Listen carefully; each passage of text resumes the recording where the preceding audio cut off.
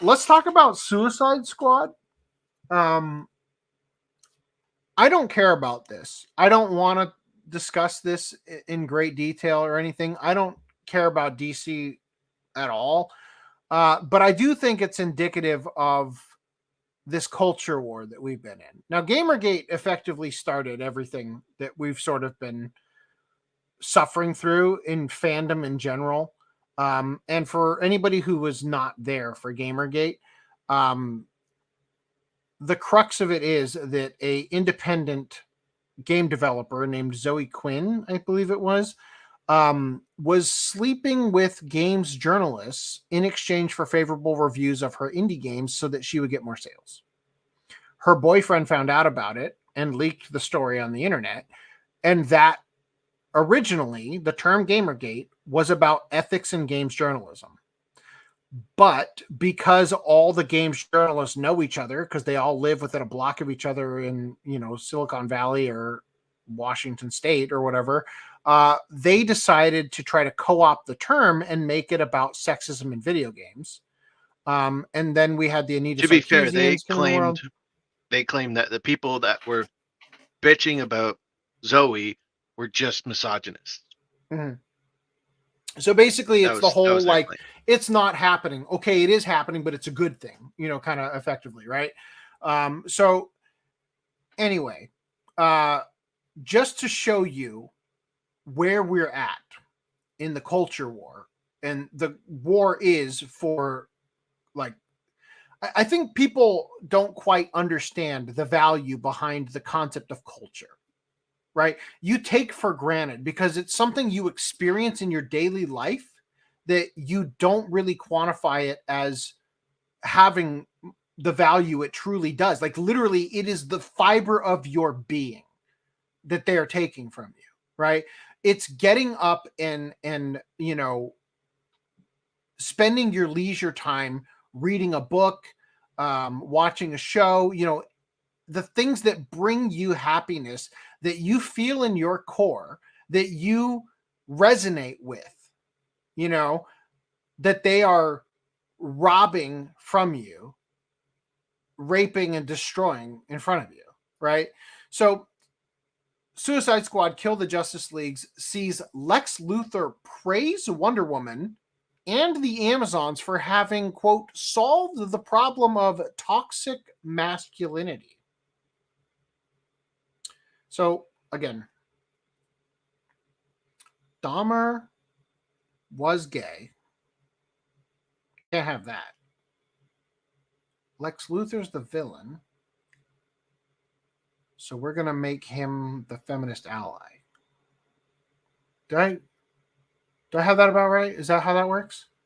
Again, I'm not a fan of DC, but I mean, Lex Luthor's the bad guy, right? Like he stole 40 cakes. Yes. Yes. He is the bad guy. In this game, he might actually be the good guy, though. I just a lot of the times when they make the Justice League go bad, they make Lex the good guy. So yeah, so just so we're clear here, Suicide Squad is a concept that follows the villains of the story, right? We looked at the Isekai Suicide Squad anime that's being made, and Joker, Harlequin, Deadshot, Shark Guy played by John Cena, right? Those characters are villains in the universe of Batman or whatever. DC. Yeah. And they are the protagonists of the story, right? Now, according to the very minor understanding I have of this concept, the purpose of them being put in a position to do anything after being captured is that, as you guys described to me, they are expendable, meaning if they die in combat, who fucking cares? Yeah. And that's all. I don't Yeah, and they have powers. like they have skills and or powers that are valuable to the U.S. government. So the government installed an explosive in their brains so that if they cross the U.S. government, oops, I blew up your head. Right? Yeah. I guess in this very specific case, although they're used in other situations in the comics and stuff, they would be the most qualified to fight the Justice League, considering so they normally fight the Justice League. This was literally the last fucking thing that I like squirmed my way into getting into the doc. So I'm winging it here. I haven't read this. Let's just kind of see what we got here. So, as if players needed yet another reason to pass on Rocksteady Games' disappointing Suicide Squad Kill the Justice League, an in-game profile for Wonder Woman has revealed that the Arkhamverse's incarnation of Lex Luthor greatly admires the fact that toxic masculinity does not exist within the Amazon society of Themyscira. So toxic femininity does, he noticed that they solved the problem of toxic masculinity by killing all men. By not having no masculinity. Is this how we imagine? To be fair to them, like in context, it might be like a sarcastic quit. Oh, sure doesn't seem like it. Okay. Sure doesn't seem like it. I'll read it in a minute. Taken from the files of Lex Luthor, Diana's profile begins with the supervillain explaining, quote, "I am prone to wild imaginings. As a man of science, speculation is how my brain finds leisure and the closest thing it knows to play. But there is a little amusement to be found in imagining how improved Earth would be if instead of forcing the Amazons into hiding with our cruelty and avarice, we had instead looked to them as a model, replicable, if only we could set aside our baser instincts." From there, Luthor offers glowing praise to the fact that the Amazons have, quote, "solved so many of our society's ills: broken democracy, lagging technology, toxic masculinity." Technology? Aren't they living in the woods? And thus they flourish through higher learning, mutual aid, and governance without cruelty. They are a golden society who deserve to be as secret as they are. Either Wonder Woman, so named, I assume, because one wonders why a woman of her caliber and ancestry would leave paradise to play in the mud with us, he adds. In the League, she is a beacon of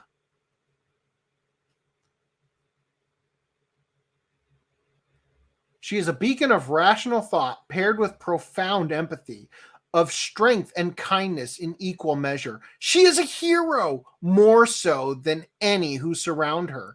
Still, her very presence in the League makes me consider whether, if Wonder Woman turned her lasso on herself, a different story would emerge. One of a person who craves the brutality, crudeness in our world. Like, other heroes around her, that includes Superman, the most fucking like altruistic fucking dude in the Justice League, who left her equitable sisterhood for an exclusive brotherhood, and whose own heart is more aligned with the maddened billionaire and overpowered alien than with any of Themyscira's queens. You still think it's what?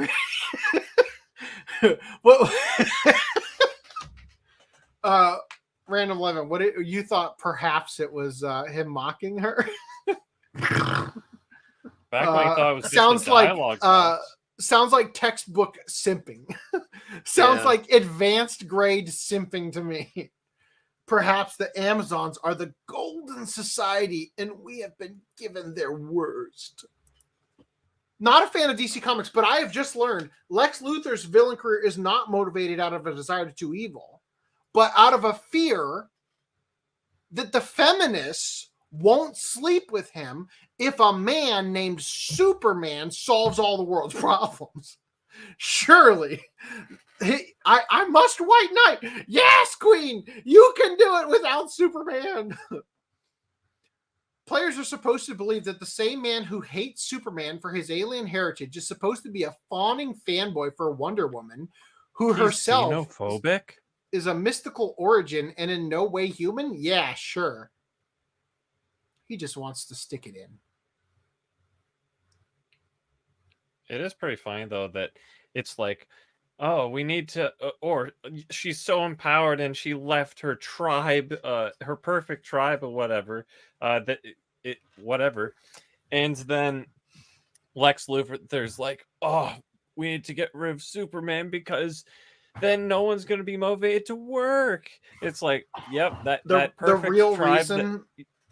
The real reason he hates Superman is because he thinks he's the one man that could satisfy Diana more than he could in bed. Well, I just think it's fine that they were like taking digs at like the modern democracy, whatever, because like, oh, it should be like communism or something. But then Lex's commentaries of, I think he said failing democracy.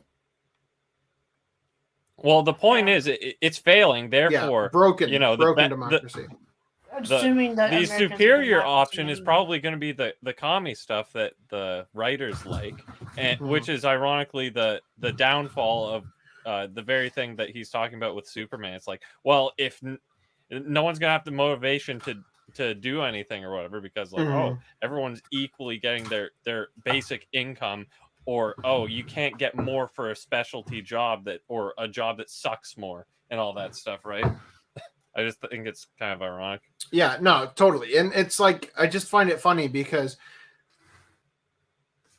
just kind of like put yourself in a place of a person who would claim democracy is broken. What is your interpretation of what that means? My side didn't win. Well, if I had to guess, I would think that it is the fact that modern politics is decided not by votes, but by funding from special interest, right? Like effectively, politics is bought rather than how it should be, right? Sure. Well, who in the DC universe could afford to buy an election if not Lex fucking Luthor, right? Like the game is literally this broken democracy. Oh, yeah. Like he's literally simping for Wonder Woman. Like, please punish me, mommy. Like, I've been a bad boy buying presidents. He does become president at one point. There you go. Spoilers. But the democracy is broken. I just paid for it. Like. But to this, okay, so it says, as of writing, it is unknown which specific member of the team making the game was responsible for the real-world penning of Wonder Woman's in-game profile. But to this end, it should be noted that the game's script writing, including but not limited to its banter, cutscenes, barks, and audio logs, feature input from the notorious Sweet Baby Inc., a self-described inclusion-focused narrative and consultation company whose credits include work on such titles as Alan Wake 2, God of War Ragnarok, and Marvel Spider-Man 2. Sweet Baby Inc. Alan Wake. Did I say woke? No, I am. Sweet Baby Inc.'s main objective is to foster the concepts of diversity and inclusion within any title brought their way. We believe that representation is key to connecting players and audiences. And we offer a few ways to help your team to help your team and project gain the perspective needed to make it happen, explains the company on their official website. Quote, we're part of an inclusive and knowledgeable community of diverse consultants, able to cover a wide range of cultural and sensitivity topics. Our approach leads to the creation of joy in marginalized players and seeks to be additive rather than strictly corrective. That's why we're so inclusive. We also include white characters. Wait a second. She looks. I mean, they probably have a couple, but like, the variety is this, you can. Probably... Is this Harlequin's shaved head? Am I looking at that hairdo? That's what it looks like. Like they couldn't make Harley Quinn without making some adjustments to make her ugly in modern day, right? I'm sorry. You said it was additive, not correct. No. That is subtractive, if anything. However, given both their above mission statement and the ridiculous representation of the anti-anything but human Luthor being a proponent of a mythical race, odds are good that they had some hand in penning its contents. All right, cool. So the worst part about the game too is this third person, so you're always going to be looking at the fucking back of the head. Oh man, that's horrible. So Bounding into Comics did not cover what I was sort of grasping on the periphery for this whole thing. So I put a little supplementary stuff in here. This is from Green Lantern, John Stewart. They said, I don't care if it's written from the perspective of a villain. This dialogue was 200% written by a white woman. Now, a different person said it was written from the perspective of Deathstroke, which is the entire reason I knew that was a character to begin with. But Bounding into Comics is saying it was either Boomerang, Captain Boomerang, or Lex Luthor. Seems like it might be more than that. I don't know. Look, I barely even know the guy. Past reputation. Architect and Marine. Probably was an honor student. Wholesome, all-American, white picket fence type stuff. Kind of guy that makes you think, oh, one of the good ones. That's before getting some alien jewelry and becoming a space cop. Shouldn't he have been on, like, Mars or something? Some distant planet? Not in Gotham, interrupting my business. Does Deathstroke have a business, or is this Lex Luthor? Lex Luthor's in this Metropolis. Sounds Who the more fuck like is in Gotham. It's got to be. Deathstroke's a Batman villain, right? I don't know. I don't fucking know. It could be Deathstroke. I'm so glad Old Man is in the comments because he is going to add so much context I wouldn't have been able to. Man, I don't know what you want me to say here. I guess he's a good role model for the kids. If you want the kids to grow up being know-it-all narcs. If 200% written by a white woman. If that's, oh my god. If that's Deathstroke, everything. I don't know. That's just what another tweet said. They killed John Stewart this way, humiliating him because he is a race traitor to them. He is a black man who is also a veteran, who is also a space cop. If you read the bio in game, they go deeper into their hatred of John's work as a lantern and authority, right? So I think that's a good take, right? That, wow, I can't believe Sweet Baby Ink or whoever the fuck it was would do this because they are, doing this to a black guy. But if you're a black guy as a cop, right, there goes his blackness. If you have trouble knowing if you're going to vote for me or vote for Trump, you ain't black. All right. So I don't want to really watch. They actually make him a Trump voter canonically. Right. Like his MAGA hat blows off as they blow his face to smithereens. So I don't want to actually read this one, but the other thing that was so egregious about this is that this is the final role supposedly that Kevin Conroy voiced in before he died. Right. So he's the voice of Batman from the old cartoon and everything, and he's voiced Batman. Last of Us 2'd him essentially. Mm-hmm. Yeah, and I mean it is called Suicide Squad: Kill the Justice League, right? But effectively, they unceremoniously put him in a position where they fucking murder him, right? And you're supposed to be cheering for it. Why are his eyes purple? I think because he's being controlled by Brainiac. Yeah, it's a Brainiac thing. Is it the way they kill them because it's it wasn't I want to say graceful, but it wasn't honorable. I just feel like yeah, like there are ways like they probably a character dies on screen where it's like, well, at least they earned a good death or something like that. You know what I mean? It like, like I also don't think that they knew knew that this was going to be his last game. Of course. Yeah. But the point is that like there are ways you could have done this where, for example, in his dying breath, like any last words, Bat Boy or whatever, he would end up saying something poignant that would like cut like a knife to the villain, and they kill him, but they walk away knowing he's right or something. You know what I mean? Like there's ways you could have done it that would have to the person playing the game sent him off with a death that felt like it had an impact. It felt like it meant something. It had an impact beyond just being shot in the face and killed, right? So anyway, I don't want to harp on this for too long, but moving on from here, Vera Dark had pointed out that Sweet Baby Inc. employees have been melting down over the backlash to their awful Suicide Squad game. They're even going after the media for simply having an opinion on the direction they went with Batman's story. So an article was written by IGN. A lot of fans are hopping mad about Batman's role in Suicide Squad, Kill the Justice League, and rightly so. Here's why Kevin Conroy's Batman is wasted in the game. Kevin was our teammate, and many of us worked with him directly for years. I would expect game journalists to know that and understand how callous it is to use his memory to stoke hatred. Kind of like what you guys are doing, huh? We do not need strangers to tell us what he would have thought. He told us himself.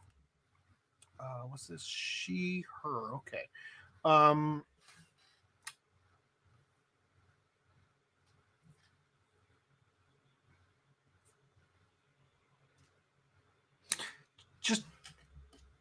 Just a moment, please. Pattern recognition is a little too strong in my brain. Sorry, but I must know.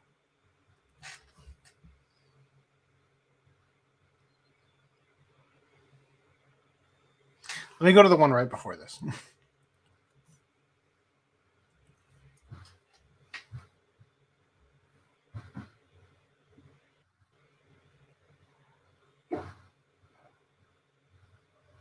Okay.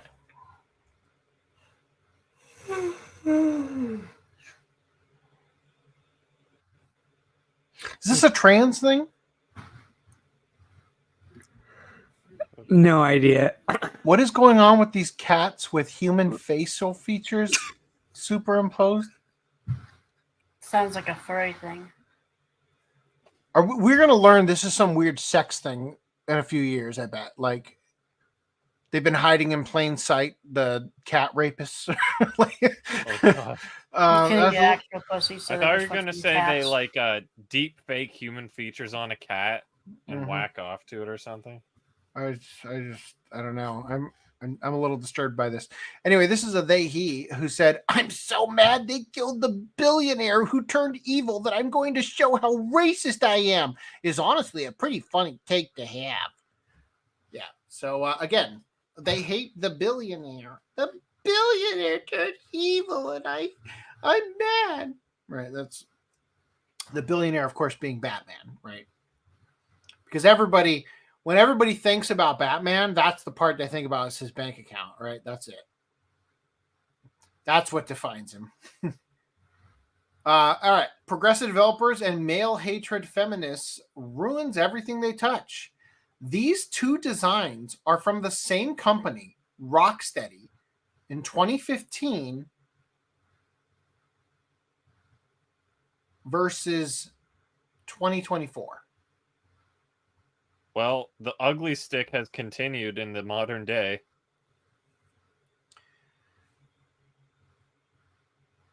Do you think they want to match the voice actor this time again? Or sorry, Suicide Squad is the shining example of how we need to purge the entire AAA industry and put in place honest comic fans and devs again. Now, somebody quote tweeted this, and I thought they had a great point. It's the ship of Theseus, which they spelled wrong because it autocorrected. You replace all the people at Rocksteady with NPC clowns, can you say it's the same company? The old guard left with Sefton Hill. These new schmucks are nothing and never will be like Rocksteady. They are not the same. So this kind of goes back to is Funimation really dead if everybody who worked there is now employed and it's like calling the shots at Crunchyroll, right? Yeah, like now again, Rocksteady made the game on the left in 2015 and the game on the right in 2024, or at least it came out in 2024, right? So there's a video going around. Bro. In case you couldn't tell, 2015's on the left. And 2024 is on the right. Look how up there it gets. Like, wow. I'm sorry, I can't with the bat in the way. You'll have to click and click again. Okay.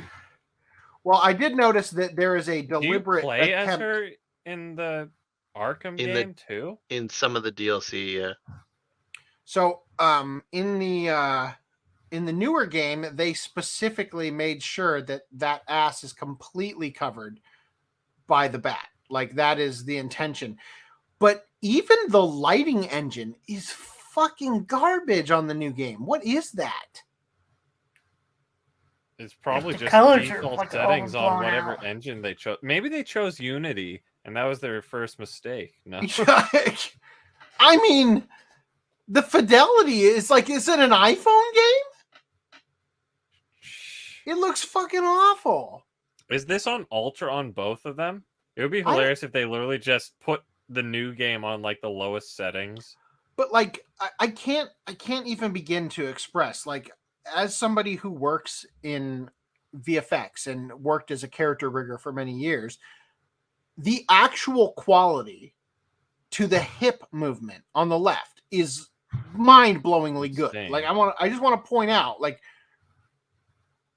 look at the way that it sways back and forth. It actually looks a little jank now when I look at it. But like, it's hard to explain, but the way that it's wrapping around in the movement, it is actually pulling the leg is doing like a drift a little bit, but the way it's actually attaining the shape through the way it's moving is really good. It just looks like the animator pulled the foot a little too far, so it's popping a little bit, but like right there, like it actually really gets a good look to it that would require a lot of effort is what I'm getting at. And this is the new game.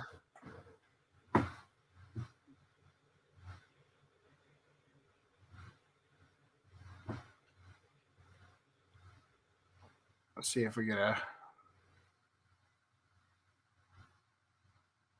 Oh God, maybe I shouldn't be doing this in 4K. We'll have to wait 4 times as long. Anyway, this is how it played in the original game. Which, I don't really give a shit about DC, but this looks fun as shit, right? Like, yeah.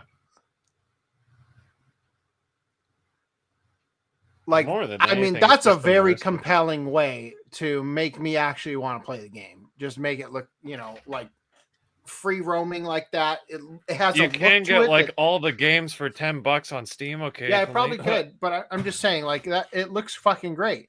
Again, going back to the concept of culture. 2015, you come home from school, right? For some slightly younger individuals, I'm guessing. You come home from school and you play that game. That's your escape. That's your nostalgia. That's your, thing that built who you ended up being. Now it's this bullshit. This is the legacy that they've destroyed. Right? Again, 2015, 2024. Here is what happens in the game when the Suicide Squad needs to suit up. Harley finds the suit she wore in Arkham Knights and gets disgusted with it and grabs a different outfit. Get your prison garbs, and then you evolve to the Task Force X outfits. Yeah, right. I was thinking something more fashion forward. There's too So much again- going on in the new Yeah. one. The thing that you specifically liked Mm-hmm. or whatever The two things you specifically like. Let's shave my head and do this instead. Right? Memeology says, on the left, you have the screenwriter of 2 of the Batman Arkham games, writer of the 90s Batman series, and co-creator of Harley Quinn. Is that a typo for Harley Quinn? On the right, you have 2 writers of Suicide Squad Kill the Justice League, one of them being the CEO of Sweet Baby Inc. Holy shit, no wonder. They wrote the game too? Like, god damn. Yeah. It gets worse. Here's the Sweet Baby Inc. CEO they were just showing you. So what does she have when we to look say? at these white guys who are supposedly our core audience, I kind of want to, as consumers of a lot of different products, they also want to experience new and different stories. And I think we need to step out of this rule that all white men lack imagination to the point that they can understand and enjoy aliens or monsters, high fantasy, dwarves, anything, so long as it's through a lens that looks like them. Because ultimately, if that's the kind of person that you decide you're going to work for, that's the kind of person you're going to design for, you're never going to innovate your work. Okay, hold on. So you're telling me white people lack imagination. So we can't enjoy things unless the characters look like us. Okay, so this African American woman wants to make the game not look like us, white people, so that it's not creatively bankrupt by making it look like her. She also said how we can't play a game without it being through the vessel of a character that looks like them, when it's ironic because that's the very thing, the exclusive thing that these diversity type you've hit the exact thing I want to get. It's like, well, they can't enjoy a game unless the main character looks like them. Good thing all white men are ripped studs, right? Like, we get them. We make games with realistic women who look like us because we are creatively bankrupt and have no imagination. I mean, wait. You know,